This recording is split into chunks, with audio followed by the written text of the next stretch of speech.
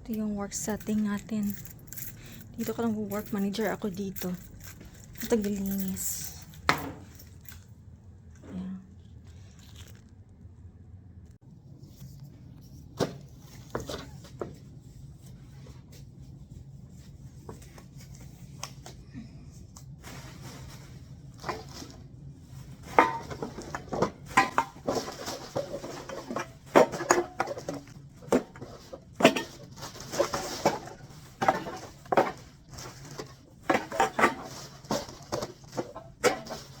$0.10 lang isa nito, pero pag iniipon mo yan lahat, dadami din, di ba?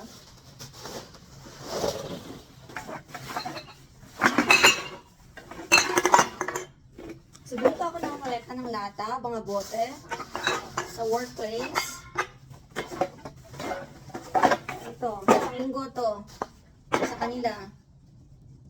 Lahat ng mga bote ngayon, pati yung mga alak is ano na siya, 10 cents. Kaya nagtsaga na akong i-pick up pati yung mga alak. Dati, ano lang yun, less than 5 cents ata. Pero ngayon, nag-change siya. Nag-change yung mga pricing nila, pati yung sa milk. Kasi dati, parang 2 cents or ano, maliit lang. Pero ngayon, na-uniform na sila, parang 10 cents na lahat. So, tsaga-tsaga lang. Ito, 10 cents isa nito, so, medyo ito. Dali ito para ibenta. Meron pa dun sa amin. Iniipon-ipon ko lang, 10 cents each, so, medyo malaking tulong na rin pag marami na siya.